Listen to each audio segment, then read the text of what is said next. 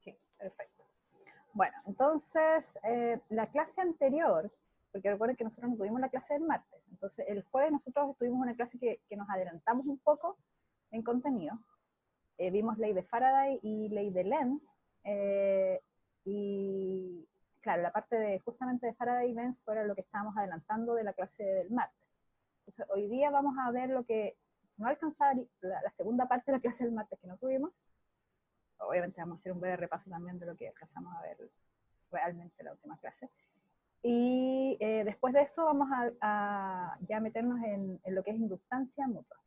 La ley de Faraday, yo les dije que era una ley fundamental, son 4 leyes fundamentales del electromagnetismo, pero la ley de Faraday, dentro de las que existen, es como la que más aplicaciones tal vez tecnológicas tienen dentro de todo lo que electrónico a nuestro alrededor, de alguna u otra manera hace uso de esta ley. Entonces, como lo bueno para el final casi del curso, la ley de Faraday. ¿De qué se trataba lo que vimos de ley de Faraday? Aquí, me voy a despejar un poco. Entonces, bueno, lo que vimos es lo siguiente. Ahí hemos introducido el concepto de flujo de campo magnético, y dijimos que cuando había un cambio en el flujo de campo, ese flujo era la misma idea del flujo de campo eléctrico que habíamos visto cuando vimos campo eléctrico. Acá el flujo de campo magnético, entonces era igual al campo, en este caso magnético, por el área. O sea, si uno tiene una especie de área, una ventana, puede ser cuadrada, recta, y tiene campo atravesándolo, esa área, esta área que está acá, entonces en realidad es las líneas de campo que atraviesan esa área son lo que determinan el flujo de campo magnético. Y si este flujo, si la cantidad de líneas que atraviesan un área va cambiando en el tiempo, acá está el cambio en el tiempo, entonces aparece una FEM inducida. Eso era la ley de Faraday. Aparece una especie de respuesta en el material. En este caso, por ejemplo, fíjense en este dibujo, hay un imán que es el que produce el campo magnético, que está aquí en la expresión de flujo. Este imán lo produce, ahí están las líneas en celeste, las líneas de campo magnético, y atraviesan una argolla metálica, pero que no tiene nada en esa argolla, o sea, no hay corriente circulando, olvídense que está esto aquí, inicialmente no está. Y entonces lo que yo hago es acercarlo, como dice aquí, acercándolo hacia ese aro, hacia esa espira. Y cuando lo acerco, entonces lo que está pasando es que, fíjense bien, que tengo, bueno, aquí las líneas continúan, ¿eh? Siguen más líneas, siguen así, están todas dibujadas. Pero aún así, independiente de cómo sean esas líneas, en la medida que me acerco, el campo, porque inicialmente piensen aquí en este dibujo, está aquí el campo que está atravesando estas líneas, y el campo que está ahí en esas líneas tiene un cierto valor de magnitud, pero a la medida que me acerco más, que esto se mete más hacia la derecha, son líneas que están por acá, por ejemplo, donde el campo es más intenso. El campo depende de la distancia, a la medida que me alejo del objeto que lo produce es más pequeño. Entonces, cuando me acerco con el imán hacia la espira, estoy aumentando el valor de campo. Estoy aumentando el valor de campo en esta relación de campo por área, que es el flujo. Y si hago eso, entonces, si esto aumenta, eso significa el campo que ingresa en esta área aumenta, entonces el flujo aumenta, ¿sí? Como resultado de ese aumento. Si el flujo aumenta, lo que sucede naturalmente, y esto tiene que ver, es como está relacionado con la conservación de energía bien en el fondo, pero lo que sucede en el aro es que genera una corriente, genera un campo, se induce, esta es la palabra correcta, se induce un campo y una corriente que se opone al cambio. Como el flujo está aumentando, lo que busca hacer esta corriente inducida, o el campo inducido por esa corriente, lo que buscan hacer es oponerse a ese aumento. ¿Cómo lo hacen? Bueno, si el campo inicial, el real, este que está en celeste, apunta hacia allá, fíjense, está apuntando hacia allá en la medida que me acerco, entonces el inducido, para evitar que aumente, lo que hace es que se opone en la dirección. El campo inducido se opone a la dirección del campo real. Al hacer eso, real, lo voy a poner acá, entonces se opone. Y por la regla de la mano derecha, si tengo un campo que apunta hacia la izquierda, como el que está en rojo ahí, el inducido, con mi pulgar, el giro de la mano me dice cómo circula la corriente. ¿Sí? Y ahí tengo entonces la dirección, que es justamente la que aparece aquí en el dibujo, que es esta morada. Así es como uno puede determinar entonces cuál es la dirección de la corriente inducida de acuerdo a lo que está sucediendo. Si estoy acercándome, alejándome. Ahora, recuerden que esto no es simétrico para el imán, ¿eh? No es como las cargas eléctricas, que yo tenía una carga eléctrica y las líneas de campo salían todas para afuera, ¿cierto? Con la misma dirección. Aquí, en el caso del imán, yo tengo líneas saliendo y líneas entrando por el otro lado, ¿sí? Recuérdense que hay un polo norte y polo sur magnético. Entonces, si yo doy vuelta al imán, el campo real apunta en la otra dirección. Por lo tanto, el campo inducido, que se opondría al aumento acá, apuntaría en la otra dirección. Eso es en el fondo lo que sucede con la ley de Lenz. Bueno, para ejemplificar esto vamos a hacer aquí entre nosotros, yo propuse aquí un ejemplo, y ustedes me van diciendo hacia dónde circula la corriente. Entonces, el imán se está acercando, ¿sí? Las líneas salen de este lado, porque este es el lado donde está el polo norte magnético.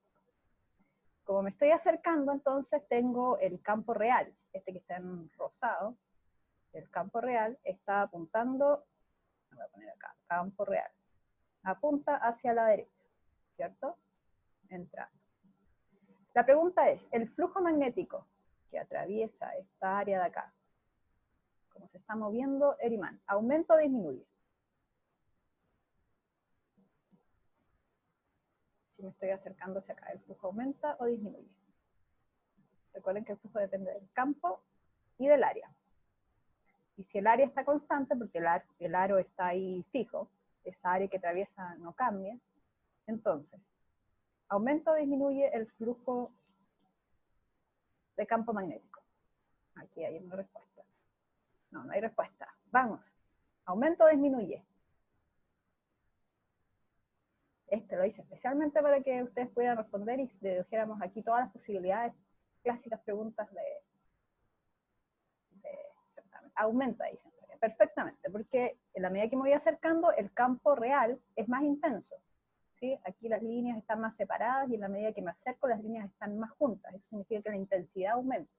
Solo mirando el dibujo, nada más. Entonces, aumenta. Este es al final es el mismo ejercicio que antes. ¿eh?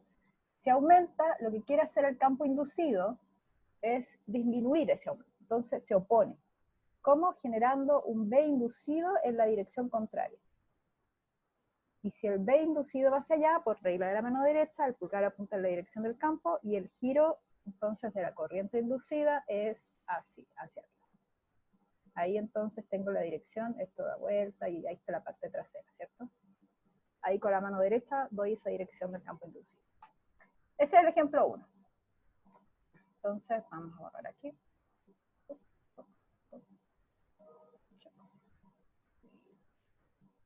Segundo ejemplo. Ahora me estoy alejando. No he dado vuelta al imán, sigue estando orientado de la misma forma el imán. Entonces, fíjense el campo real hacia dónde apunta. El campo real sigue apuntando en la misma dirección. ¿Sí? El campo real, entonces, apunta hacia la derecha. Y lo voy a hacer más grande. Allá está el campo real. Campo real. Y entonces tengo el área siendo atravesada. Esta área sigue siendo la misma que antes, no hay cambios, no cambia en el tiempo. Pero como me estoy alejando hay un cambio en el campo. Entonces la pregunta es, ¿el flujo aquí aumenta o disminuye? En este caso. Que me estoy alejando, disminuye. Perfecto. Y si disminuye, entonces el campo inducido lo que busca es evitar, ¿sí? De alguna forma evitar que se genere esa disminución. ¿Y cómo lo hace? Superponiéndose al campo real. Es como para ayudarlo que no se genere esa disminución. Entonces toma la misma dirección del campo real que está disminuyendo para compensar esa disminución. Y ahí se orienta de esa forma, hacia la derecha. Y si apunta hacia la derecha, entonces con la regla de la mano derecha, el pulgar apunta ahora en esa dirección, y el giro de la mano es en la dirección contraria al caso anterior. ¿Sí? El giro entonces es ahora hacia acá, para que me dé esta dirección inducida, de campo inducido. ¿sí? Ya, y ahora el ejemplo siguiente es que lo que tenemos es el imán dado vuelta.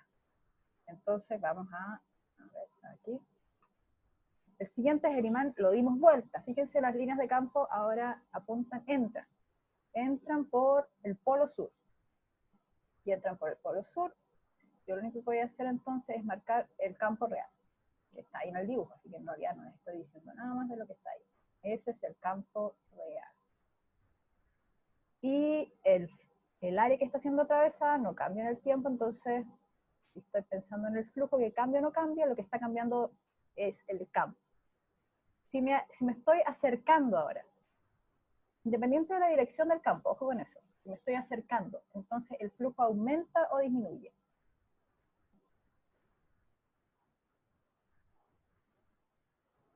Hay más o menos líneas de campo atravesando esa área, si me estoy acercando. Veamos, aumenta, dice Daniel. Perfecto, porque me acerco y independiente si está apuntando ahora hacia la izquierda del campo, hay más líneas que están entrando por esa área, ¿sí? O están más juntas las líneas, entonces más intenso el campo. El flujo aumenta, el flujo de campo magnético. Y si el flujo aumenta, el sistema genera una reacción, induce un campo, que no quiere que se genere ese aumento. ¿Cómo lo hace? Contrarrestando, oponiéndose a ese aumento. Entonces genera un campo inducido en la dirección contraria, al real, porque no quiere que aumente el flujo. Y ese campo inducido, por la regla de la mano derecha, el pulgar es la dirección del campo, y el giro de mi mano me dice cómo circula la corriente. Y la corriente circula así.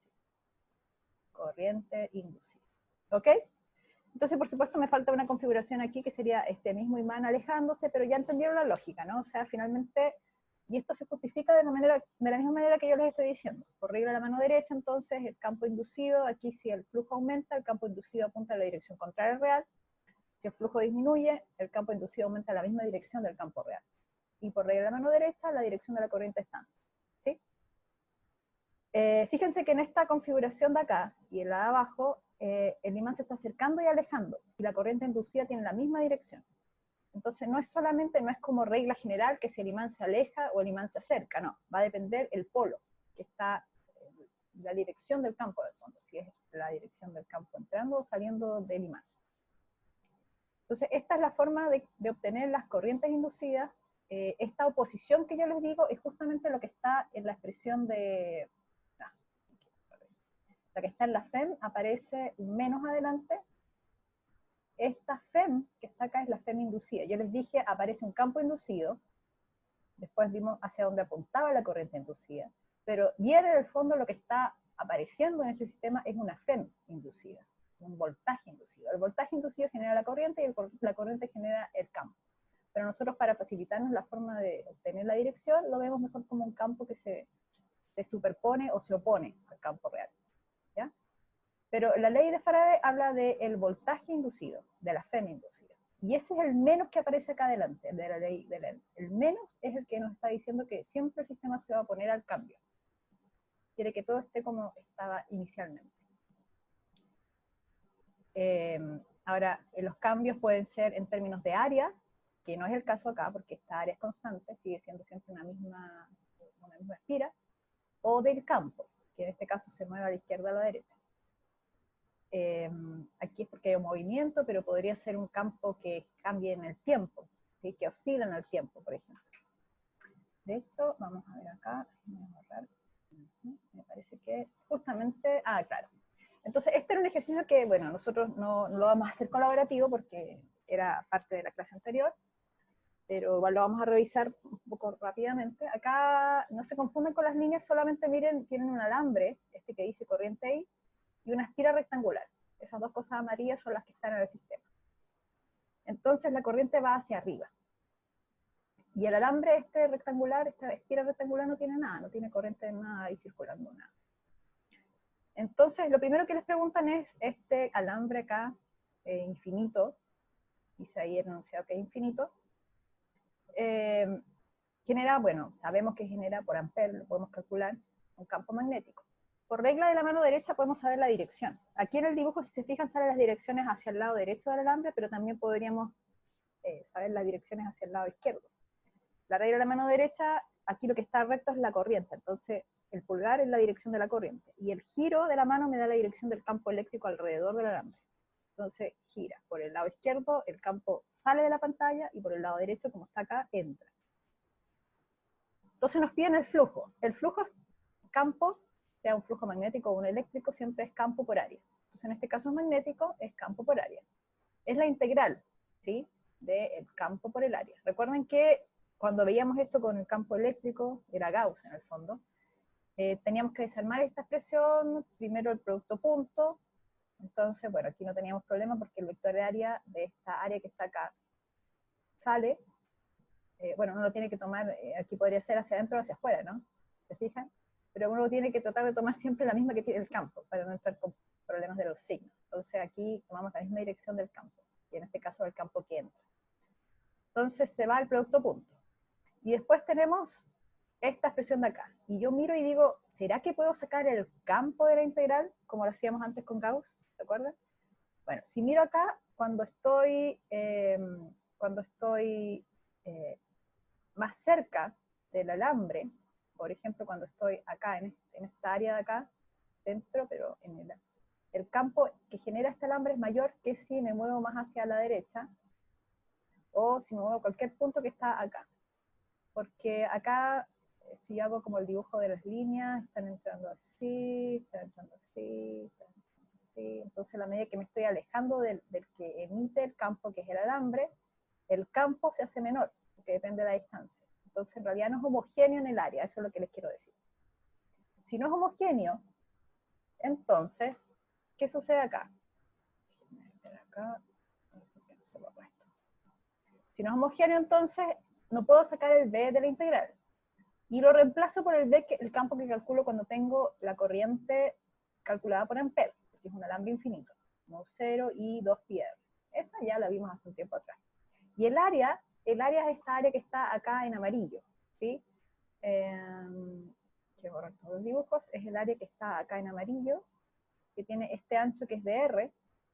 En realidad podría ser de X, si uno define esto como eje X y esto como eje Y, esto podría ser X, pero aquí le pusieron R. Entonces tiene ese ancho, y el largo de esto es el largo de la espira, que es B. Entonces B por dr.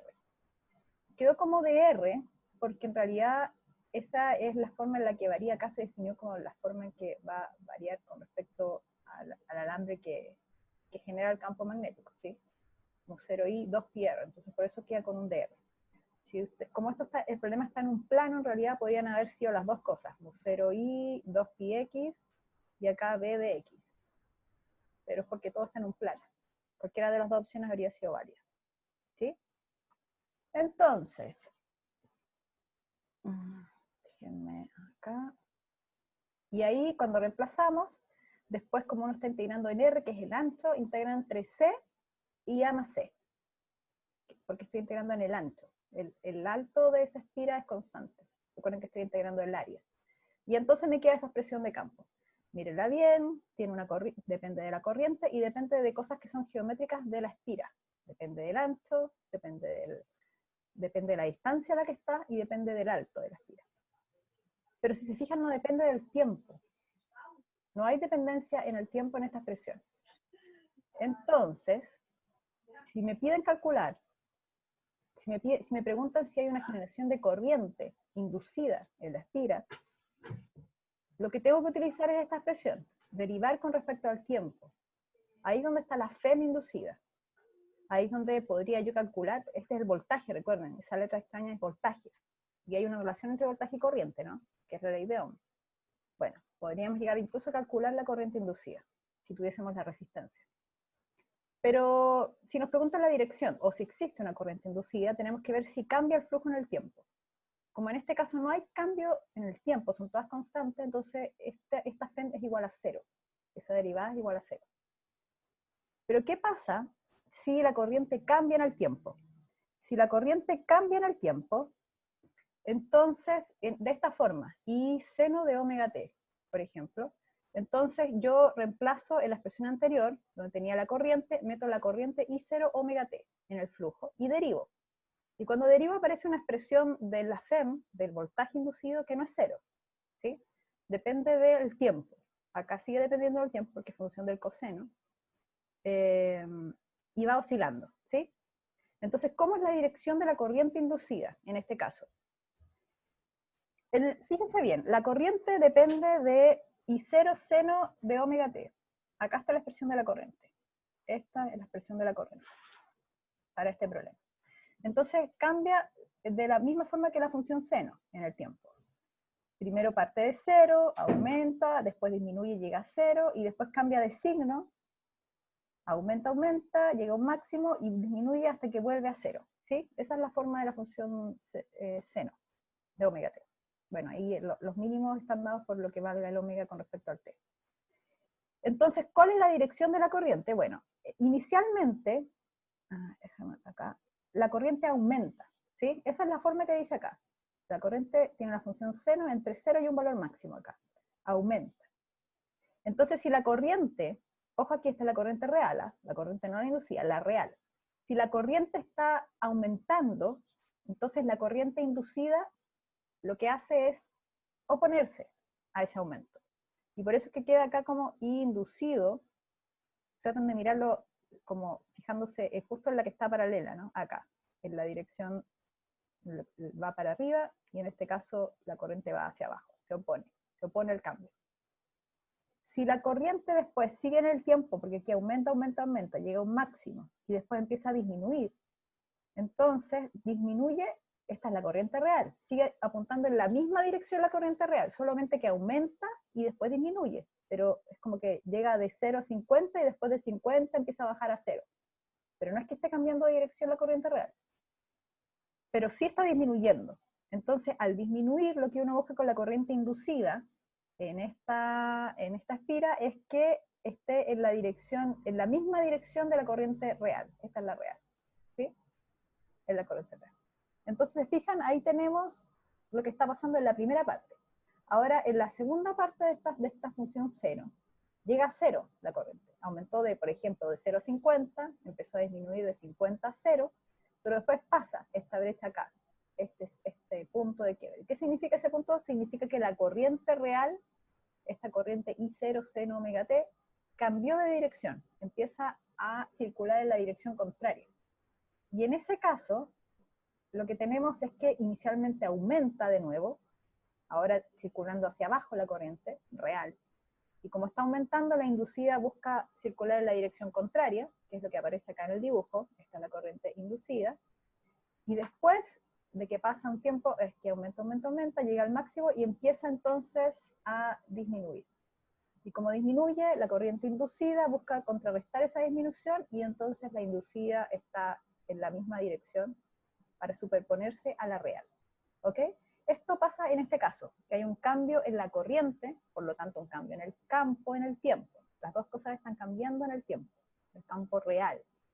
Por lo tanto, las inducidas no son tan sencillas acá. Si se fijan es porque hay un aumento, hay una disminución, después hay un aumento y después otra disminución. Y lo que importa es la forma en que cambia. Lo que importa es si disminuye o aumenta. No la forma en que circula la corriente. Si se fijan acá, circula en los dos casos en la misma dirección.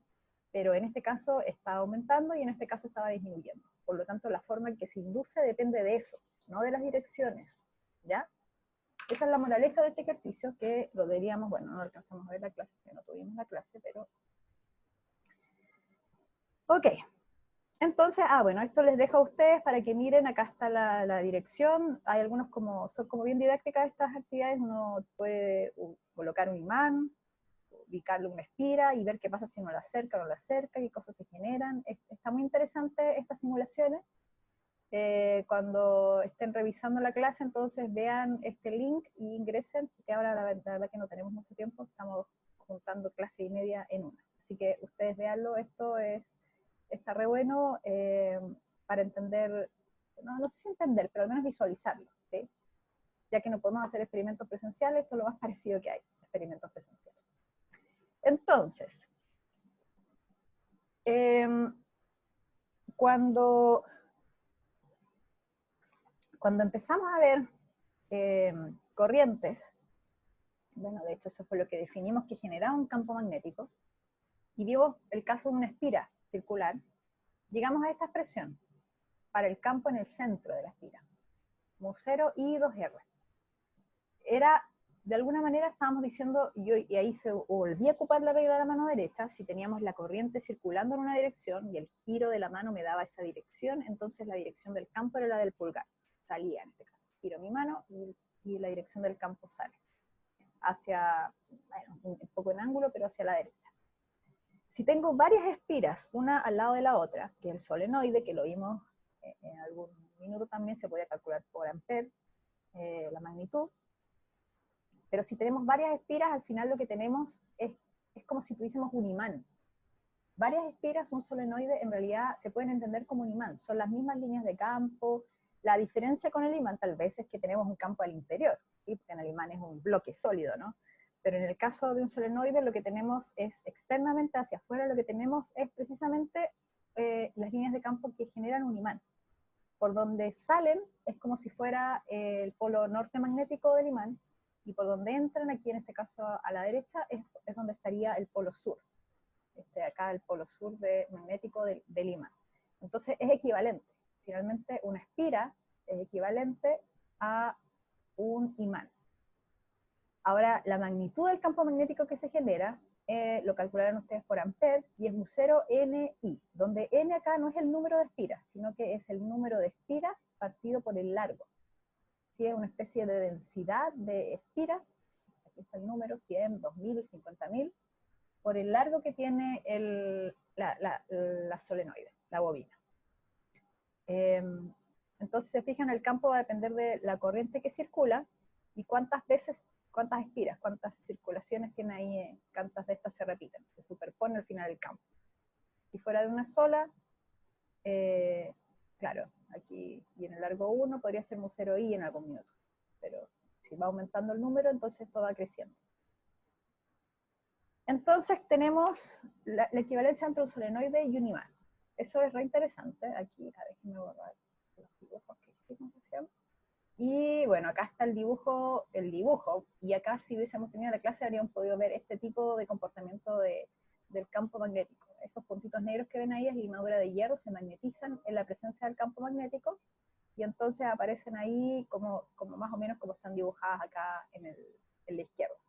¿Sí? Ahí está el campo circulando. Acá, por supuesto, no se ve por dónde entra y sale el campo, pero si ustedes saben cómo circula la corriente, pueden saber en qué dirección apunta el campo, con la regla de la mano derecha de nuevo. Si la corriente está circulando así, entonces hacia como en el dibujo, y si está en la otra dirección, opuesta al diagrama. Entonces, cuando tenemos el ejemplo, cuando vimos ley de Faraday, que son los ejemplos que vimos al inicio nuevamente, que son el imán acercándose o alejándose, habíamos dicho que se genera una corriente inducida, ¿no? Entonces lo que podemos hacer es reemplazar ese imán. En vez de usar el imán acercándose y alejándose, lo que podemos usar es una bobina, acercándose o alejándose. Y lo que va a pasar, curiosamente, es que, claro, vamos a inducir corriente en la bobina chiquitita que está como está el galvanómetro. Eso ya lo conversamos, se induce una corriente. Va a ser distinta si se acerca o se aleja el imán. Va a ser distinta si se acerca o se aleja la bobina, que es el análogo. Pero lo que va a estar pasando también es que la corriente inducida, esta corriente inducida acá, también va a tener un efecto sobre las espiras que están en este solenoide. ¿Sí? Porque al final es como que tuviésemos una corriente en esta espira, independiente que el apellido de la corriente, si es inducida o real. Pero hay una corriente ahí. Y entonces esa corriente va a tener un efecto de inducción sobre estas espiras que están aquí en el solenoide de la derecha. Entonces, ¿cómo se cuantifica eso? Porque es como un ciclo de nunca acabar, o sea, induce esta sobre esta, pero al final esta también sobre, no, al revés, induce a esta sobre esta, pero al final también la otra sobre la misma. Entonces sí, efectivamente es así, o sea, hay una inducción de corriente que es mutua entre ambos sistemas, en el caso que yo tengo una espira haciéndolas de imán, en vez del imán que estaba acá, sino en una espira haciéndola una solenoide, una bobina haciéndola como de imán, y otra espira que entonces está sintiendo el flujo de campo que cambia en el área que define esa espira. Entonces, cuando tenemos ese caso, ay, se me pasó. Tenemos algo como esto, ¿sí? Tenemos entonces una bobina, aquí ya no es una sola, sino que son dos. Si se fijan, ahora ya tenemos dos bobinas conectadas. Cuando tenemos dos bobinas, entonces lo que tenemos es una bobina que produce el campo magnético, que en este caso es la de la izquierda, ¿sí? Ahí está conectada una fuente, hay una corriente circulando. La forma en que circula la corriente es para que el campo apunte hacia la derecha, o sea, está circulando la mano derecha apuntando hacia la regla de la mano derecha, la corriente está circulando, bueno, no sé si me ven en el video, pero hacia mí, y el campo magnético entonces con el pulgar apunta hacia la derecha. Y ese campo que está apuntando hacia la derecha está atravesando otra bobina, la bobina 2. La bobina 2 que está a la derecha tiene un medidor ahí que me permite cuantificar la corriente que estoy generando. Si la corriente de la 1, de la bobina 1, está cambiando en el tiempo, entonces tengo un campo magnético que cambia en el tiempo. Y si el campo magnético, a ver, voy a anotar aquí para que entiendan lo que estoy diciendo. La corriente acá cambia en el tiempo, de hecho está como en el dibujo aquí, ¿sí? Entonces el campo magnético generado por esta bobina 1 cambia en el tiempo. Y si cambia, entonces hay aquí, no sé si lo ves, pero estas son como las áreas de la espira. Cuando está atravesando el área de la espira, entonces va cambiando el flujo, porque el campo que está atravesando cambia en el tiempo. Y se induce entonces corriente en esta segunda bobina. La primera pasó a ser un generador de campo que cambia en el tiempo como un imán, pero bueno, el imán tiene el campo fijo, ¿no? Esa es la gran diferencia. Aquí tenemos un campo que cambia en el tiempo. Y la segunda entonces lo que entrega es el área, que está siendo atravesada por el campo. Entonces, ese cambio de corriente en la bobina 1 genera una FEM inducida en la 2. Es parecido al anterior. No hay mucha diferencia, salvo que en vez de un imán acá a la izquierda, tengo una bobina. Y a la derecha ahora tengo otra. Entonces, cuando pasa esto, podemos cuantificar mejor lo que está sucediendo. ¿Cómo lo hacemos? La FEM, que está definida como la variación del flujo en el tiempo, la podemos calcular, la FEM inducida en la bobina 2, la podemos calcular. ¿Cómo lo hacemos? Con esta expresión donde el flujo es el flujo magnético en esta bobina, o sea, el área viene siendo parte de la bobina 2, generado por la corriente, por el campo, ¿cierto? Que genera esta corriente 1. Eso es el flujo que está ahí, con el signo menos, que no se les olvide nunca, de la ley de Lenz. Y entonces después de esto, que tenemos la expresión del flujo, podemos escribirlo de esta manera. El flujo de campo magnético, el flujo en la bobina 2, ojo, que es el área 2, si lo queremos colocar, y el de la bobina 1 es el que aporta el campo en la expresión de flujo. Recuerden que flujo es campo por área. Entonces el área es el de la 2, el campo el de la 1. Este flujo, de hecho creo que aparece escrito más adelante, el flujo del campo 1 sobre la bobina 2 puede ser escrito como una constante de proporcionalidad. Esta m que aparece aquí, no miren mucho la notación, sino es una constante de proporcionalidad que relaciona ese flujo con la corriente, ¿sí? El flujo que yo siento acá, en la derecha, es proporcional a la corriente que está generando la bobina 1. Si aumenta, hay más o menos respuesta. Si aumenta más respuesta, si disminuye, bueno, la respuesta es opuesta, ¿no? La corriente se induce en la otra dirección. Entonces va a depender de la corriente de la 1, ¿sí? La que genera el campo, no la que lo siente. Ese es lo que dice esta relación, donde n acá es una constante de proporcionalidad. Y cuando lo escribo de esa manera, como es una constante, entonces puede salir de la expresión, de la derivada, y me queda menos esa constante, la derivada de la corriente en el tiempo. ¿Sí? Pasé de la expresión inicial con flujo a esta expresión de abajo con cambio de corriente en el tiempo. Y esta constante que está adelante se conoce como inductancia mutua. La inductancia mutua, ¿cómo la calculamos? Bueno, aquí está la expresión, en la derecha, ¿no? Es la misma que les escribí aquí abajo.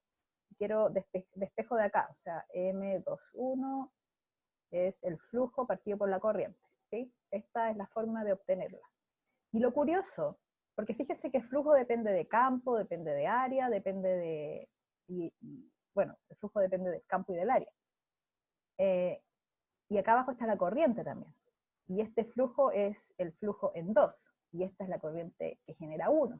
Pero a pesar de que son cosas que son de sistemas distintos, este es el flujo en la bobina 2 y esta es la corriente de la bobina 1, este valor, inductancia mutua, es una constante que depende solo, de la misma manera que la conducción, ¿se acuerdan de la capacitancia? La inductancia también depende solo de cantidades geométricas del sistema. No depende de la corriente, no depende del campo. De lo único que depende son de valores geométricos del sistema. Por ejemplo, el área. Por ejemplo, el número de vueltas, si son bobinas. ¿Sí? Son solamente del largo de la bobina. Bueno, en este caso son solenoides, pero podrían ser otro tipo de espiras. Entonces va a depender solamente de cantidades geométricas. Eso es bastante interesante. ¿Y qué es lo que es entonces esta inductancia? Es la constante de proporcionalidad. Es como les dice, relaciona la FEM inducida, la relaciona con el cambio de la corriente en el sistema que induce la FEM en este de acá. ¿Sí? Entonces relaciona la respuesta con el que genera la respuesta. Eso es la inductancia mutua acá, esta constante entre las dos partes. Y borremos que quedó muy rayado. Entonces, bueno, aquí está la expresión que les acabo de decir. Entonces, de esa manera uno, si despeja acá el M, puede encontrar el flujo partido por corriente y al final es una constante. De la misma manera que les había dicho que la capacitancia era una constante y dependía solamente de valores geométricos. Entonces, bueno, claro, yo se los dije hace un tiempo atrás y que el tema de la ley de Faraday tenía que ver justamente con los cargadores de celular inalámbricos, porque claro, uno tiene en realidad una espira, tiene dos espiras, ¿sí? Una en el cargador y una en el celular. En el celular hay una espira acá como se ve en la foto central, y el cargador también tiene una espira. Entonces lo que uno hace es, con la espira, digamos, que uno conecta, que es la del cargador, uno hace circular una corriente y eso termina induciendo corriente, una corriente, bueno, genera una corriente inducida en la bobina del celular. Y eso es lo que termina como alimentando, ¿sí? Eso es lo que termina cargando finalmente el celular. Esta es solo una de las posibilidades, porque, bueno, también se plantea, por ejemplo, que pueden haber pistas. Esto existe, es como un modelo en Inglaterra donde hay, cuando pasan los automóviles por esta pista, si los automóviles tienen algún dispositivo que permita, porque son autos eléctricos, aquí no son todos eléctricos, pero si fueran eléctricos, lo que podrían hacer entonces es cargar sus baterías de la misma manera que el celular. Aquí es a través, por supuesto, del movimiento que tienen también. Ahí eso generaría un cambio en la corriente, por tanto, un cambio en el flujo de campo magnético, y eso finalmente tendría que inducir una corriente que es la que permitiría cargar, en este caso el automóvil. Bueno, y aquí veamos cómo estamos de tiempo. Déjenme mirar. Sí, estamos súper bien. Ya, entonces, recuerden aquí volviendo atrás, miren, fíjense la expresión de acá abajo, no sé si la pueden anotar ahí en un rinconcito. Flujo es igual a inductancia por corriente.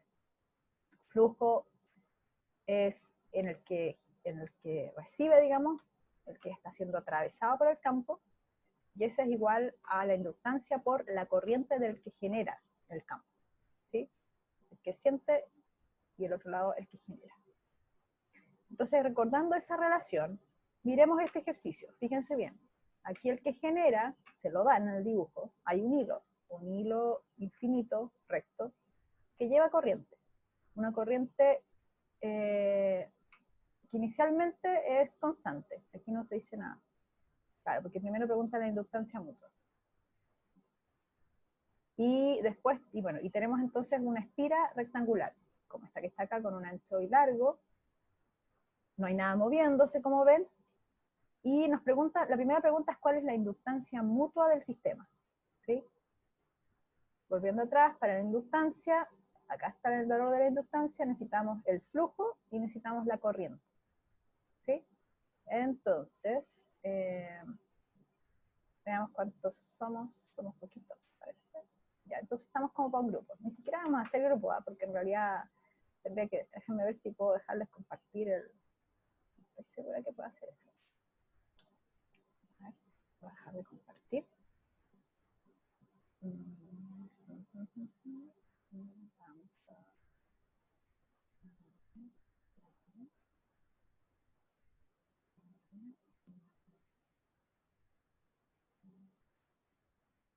creo que está aquí. Vamos a ver a todos.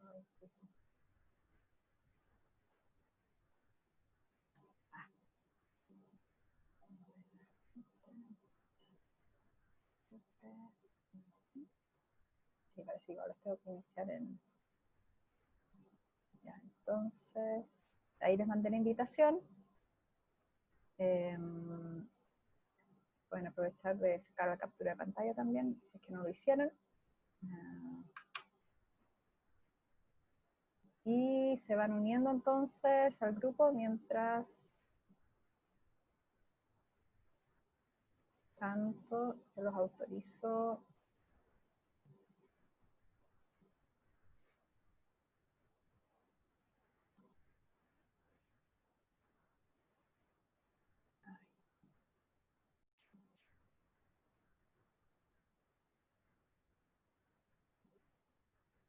Ya.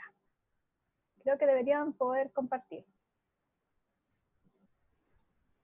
No sé Yo al menos no puedo.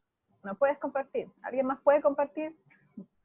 Estamos justo hoy día los que no podemos compartir. ¿Alguien tiene la opción de...? Yo tampoco puedo. ¿Cómo así? No. No fuimos al jardín.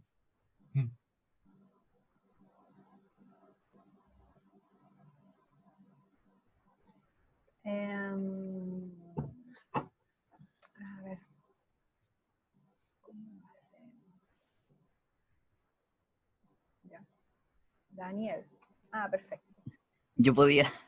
Excelente. Ya, muy bien. Entonces, Profesora, sí, pero cuando usted comparte pantalla de cualquier manera, creo que nosotros también podemos anotar, ¿no?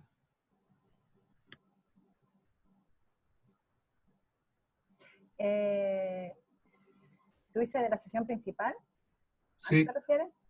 No estoy sí. segura, no estoy segura. Pero bueno, no sé. Hagamos el...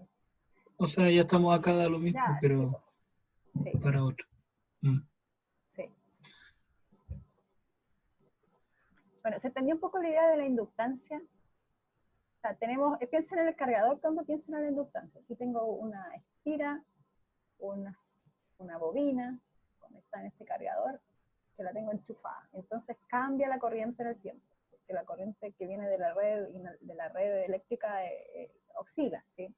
No es continua, es alterna. Entonces va cambiando.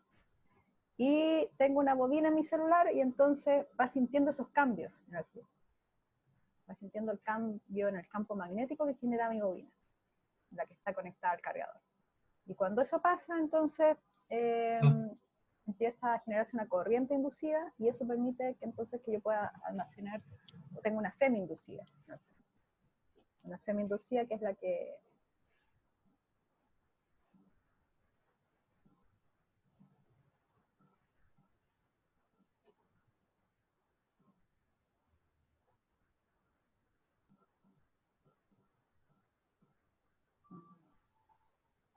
Entonces, les voy a calcular la inductancia mutua.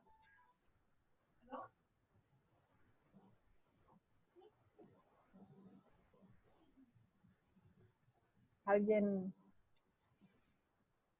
va a comenzar?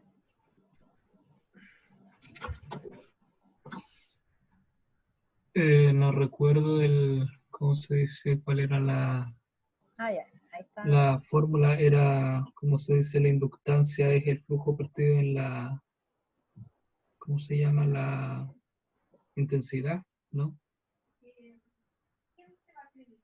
¿Qué está anotando? ¿Daniel Tenía el está micrófono anotando? apagado. Lo siento. Tú estás anotando, Daniel, ya. Claro, la inductancia es la constante de proporcionalidad, esa que está ahí anotando, justamente, entre el flujo y la corriente. Entre el flujo que genera, el que genera, porque hay uno que es real. En este caso hay un alambre infinito que genera el campo. Y, claro, y el que siente, perdón, al revés, estoy diciendo mal. El flujo es el que siente. El flujo es porque necesita un área. Entonces, ese flujo es campo por área, el que está siendo atravesado por el campo. Y la constante de proporcionalidad es entre eso y la corriente, que es lo que está a la derecha del I1, que está anotando ahí. Sí, pero yo creo que lo primero es que calcularlo sin que sea esa dependencia, parece.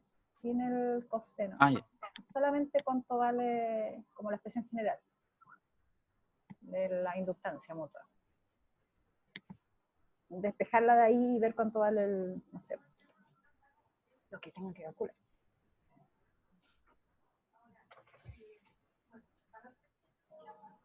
Como, perdón, o sea, sería M12, digamos, M12 es igual al flujo 1,2 partido en la, ¿cómo se llama? La corriente. ¿A eso se refiere con despejar? Ajá. A eso me refiero con Ya. despejar. Y entonces el flujo, ¿cuánto sería? Mm.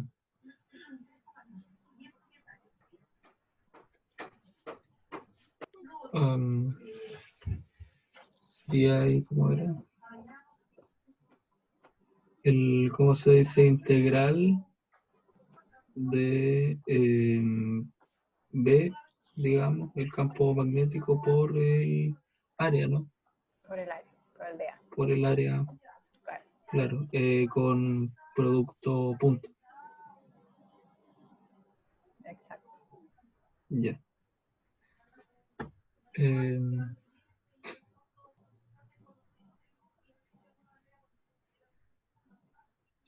Entonces ahí no sé si lo hicieron en las al inicio de la clase. ¿Cuánto Porque vale yo, el campo de un alambre infinito? ¿Cuál era la forma de eh, calcular el campo de un alambre infinito? era la permitividad por la, ¿cómo se llama? La intensidad partido en 2pi por X, llamémosle. ¿No? O sea, la distancia del alambre al, ¿cómo se dice? Al punto. Pero digo, hagamos, si hacemos un... Ahí, estoy anotando, estoy dibujando. Sí. Si por ejemplo estamos acá, está muy ancha la línea. A esto le podríamos poner X, quizás.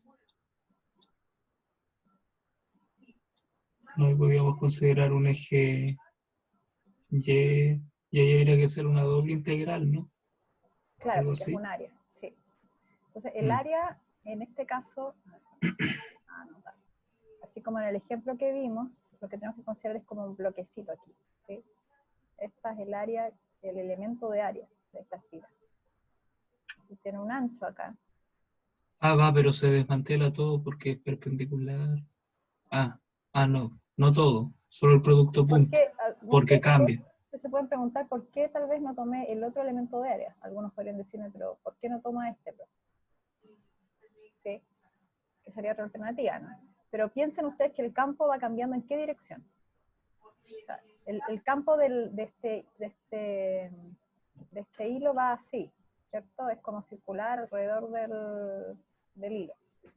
Entonces todos los puntos que están aquí en esta línea, por ejemplo, tienen el mismo valor de campo, están al mismo valor de R, de la misma distancia. Y todos los de acá también tienen el mismo valor de campo. Y más para acá, todos paralelos al hilo, todos tienen el mismo valor de campo.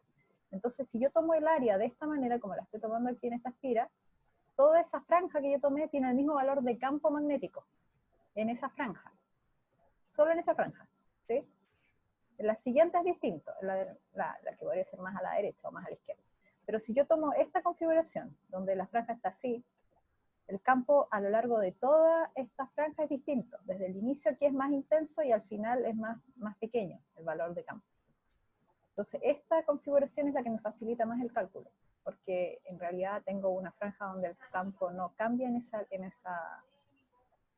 franjita. ¿Sí?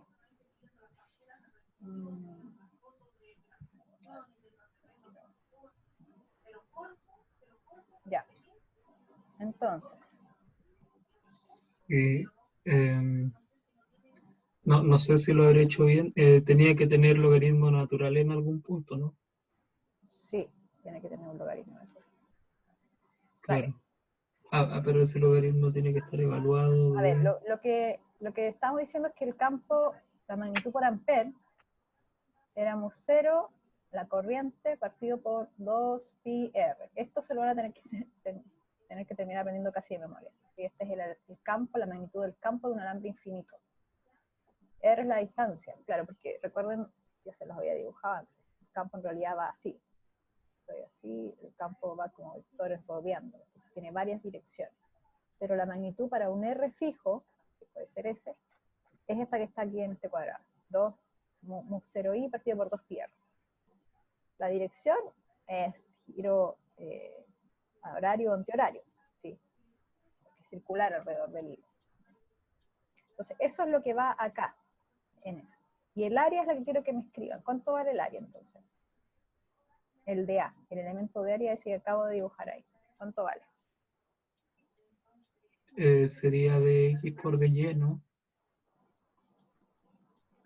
Pero largo es este, es fijo. Entonces sería largo por, ¿cómo se dice? Por dx. Largo por D. Claro. Sí, Ah, es que esto, si es que a esto le llamamos X, ¿cierto? claro. Y ahí va metido dentro de la expresión. ¿Sí? Entonces, claro. No considero los vectores porque el producto punto se desarma, porque son, son paralelos. Ajá. Así que aquí tendríamos, esto sería en X, ¿no? Iría de S a S más W. No A tengo S buen más W. pulso. Exacto. Claro. Y el B sería, ¿cómo se dice? La permitividad por la intensidad de corriente partida en 2pi, y aquí en vez de Rx, ¿Sí? ¿no? Y el diferencial sería L por dA, eh, perdón, por dx, Ajá. L por D. ¿sí? Porque, claro, el dA se reemplazó por L por dx, entonces sale todo lo que es constantes, Sí. y al final quedaríamos con x, o sea, de x partido en x, a eso se le saca integral y eso es logaritmo natural, evaluado de s más w La voy a a j, escribir aquí, o sea, para que quede un de s poquito a, más ordenado. Entonces, el claro, 2pi lo por saco, favor, el ¿sí? L también lo saqué porque es constante y me queda de x partido por x. ¿Sí? Esa es la Claro, integral finalmente. Entonces, esta integral, ustedes la resuelven, le dan logaritmo, ese es el flujo. Es el flujo que atraviesa esta área que está acá, completa, esta esfera rectangular. claro. Y para Y obtener la eso inductancia, lo entonces, dividimos por la intensidad de corriente por y la corriente. quedaría, Lo mismo, pero claro, ahí que está acá. ¿Sí? comprendo. Entonces, Y bueno, la integral también es constante porque está evaluada. la integral de... Sí, la O integral es sea, constante, claro. claro. Entonces, fíjense, va a quedar acá. Esto es una constante, el largo es una constante, la corriente ya no va a estar, así que no va a depender de la corriente, porque la eliminé al dividirlo. El 2pi constante, y acá me quedan logaritmos, pero de cosas que son constantes. Entonces, al final, lo que tengo es que la inductancia, esta inductancia, que era esta expresión de flujo partido por la corriente, me queda una constante que depende solo de los valores, ¿de qué cosa? De la distancia, de los valores del ancho y largo de la espira. ¿Sí? Este es un caso en que tengo un campo generado por un alambre y una espira rectangular, pero podríamos hacer lo mismo si tuviésemos otra configuración como dos bobinas que estuviesen una cerca de la otra, una la que genera y la otra la que siente. Entonces vamos a salir del grupo, ahora salimos de la sala, déjenme detener las sesiones, y vamos a la principal. Ajá. Y entonces revisamos lo que habíamos dicho.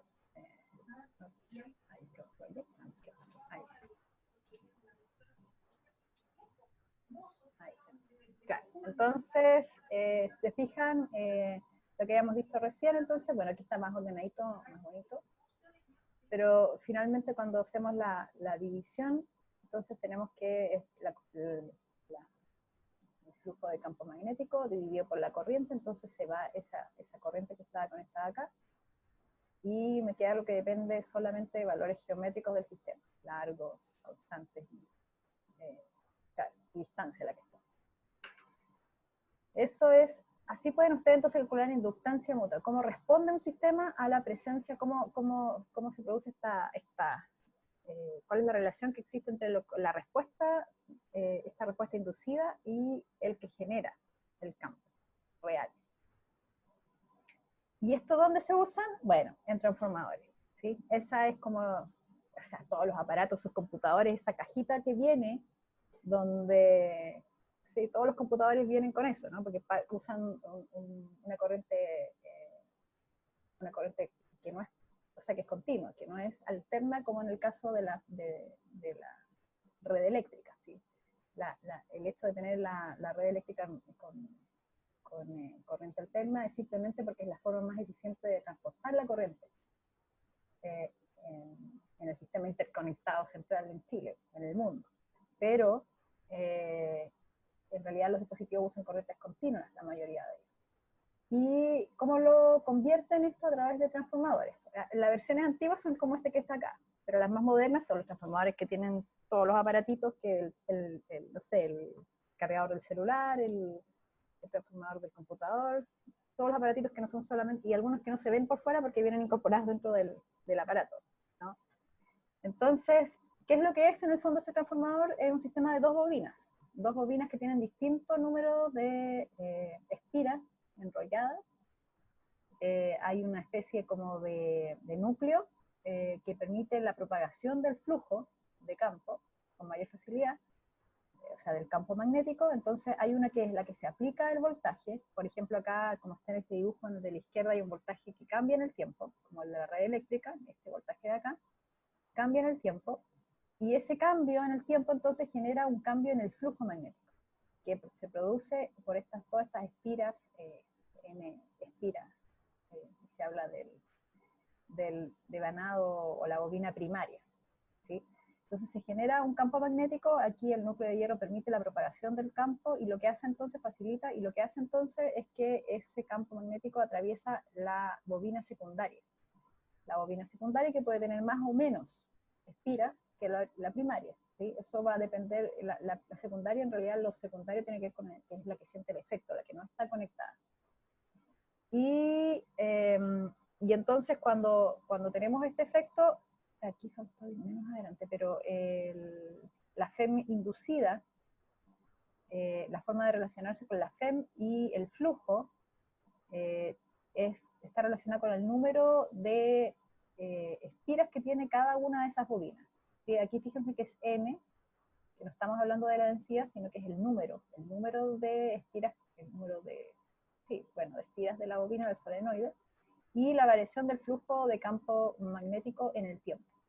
Entonces, en el caso del secundario, va a depender acá, fíjense, del número de giros, de vueltas que tenga esa bobina, pero en ambos casos, si lo miran bien detenidamente la expresión, esto es variación de flujo en el tiempo, y esto es variación de flujo en el tiempo, y en los dos no tienen índice, es el mismo flujo de campo magnético, el que atraviesa esta área, que aquí no se nota porque está como media, estamos con esto, aquí hay un flujo, y ese flujo es el mismo que entonces siente esta otra acá, el mismo campo, digamos, áreas que está atravesando, entonces este flujo de acá es el mismo. Así uno puede relacionar la FEM en la primaria y la FEM en la bobina secundaria, porque están conectadas a través de esta expresión que es la misma, ¿sí? El flujo. Entonces puedo reemplazar, despejar acá y volver acá, no sé si me entienden, es como que junto, a ver, voy a borrar todo acá. Entonces, claro, junto a estas dos expresiones, y llego a que la FEM inducida, fíjense, la FEM en la secundaria va a depender de esta manera. Si lo quiero escribir, a ver, voy a colocarlo así. La FEM en la espira secundaria, entonces, depende del número de espiras en el primario y en el secundario, y del voltaje que estoy aplicando en el primario.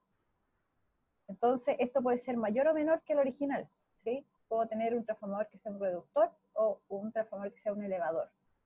Va a depender de qué es mayor o menor. Pues si esto de acá, si esta presión completa, NP, NS sobre NP, por ejemplo, es mayor a 1, entonces voy a tener un voltaje secundario que es mayor que el primario. ¿Sí? Y si es menor que 1, entonces voy a tener menos voltaje. Va a depender de eso. ¿Sí? Esto entonces lo que me permite controlar los voltajes de una manera muy precisa, como voltajes que requieren algunos dispositivos electrónicos, que no tengan variaciones, a no ser que las variaciones vengan de la red misma, pero en general si no, entonces tengo la posibilidad de controlar, y ahí es donde aparecen todas las nuevas generaciones de transformadores y... ¿Sí? Entonces, bueno, lo que vimos con esta clase de hoy es cómo se relaciona, cómo yo puedo, porque este dispositivo, como les digo, está en la mayoría de los aparatos electrónicos, y su forma de funcionar tiene que ver con justamente cómo varía el flujo en el tiempo, que obedece a la ley de Faraday. Entonces, el funcionamiento de estos transformadores es fruto, o digamos la manera de comprenderlos y de fabricarlos y de diseñarlos tiene que ver con la ley de Faraday. La clase de hoy se nos hizo cortita, pese a que curioso. Creo que, de verdad, yo creo que tiene que ver con que somos menos. Pero sí, puede ser eso. Hay que visitar menos grupos y todo. Alcanzamos a ver todo lo que no habíamos visto en la clase del martes, lo que nos quedó pendiente, y vimos entonces inductancia mutua. Ahora, no estoy segura si vamos a empezar la próxima clase con autoinductancia, porque uno también se induce a sí mismo, un poco el hecho de que yo estoy cambiando mi flujo, también a mí mismo me genera un efecto de inducción. Es bien interesante, y eso es lo que pasa en los circuitos eléctricos en general. Tengo la corriente que circula y tengo una bobina, por ejemplo, conectada, pero a su vez esa corriente que estoy haciendo circular, que puede estar generando un cambio en el flujo, me genera una corriente inducida en la misma bobina que está generando el cambio de flujo. Entonces, eso, bueno, ya lo vamos a ver en la próxima clase. Por ahora, bueno, esta materia no va a entrar en el control de mañana, solamente es hasta, ¿qué les había dicho? Hasta fuerza, ¿no? Hasta fuerza, era como lo más, claro, hasta fuerza, sí. Sí. Hoy día en la tarde, ahora, después de esto nos vamos a reunir con la coordinación para revisar el control, así que espero que, bueno, y vamos a ver espero que no tengan problemas con los tiempos, vamos a revisarlo bien de conciencia para que no pase lo que ha sucedido en otras ocasiones, que me han dicho que les queda poco tiempo. No sé si tienen dudas, chicos, si no ya estaríamos terminando. Sí, sorprendentemente, la clase del día de hoy. ¿Hay preguntas? Parece que no. Vamos a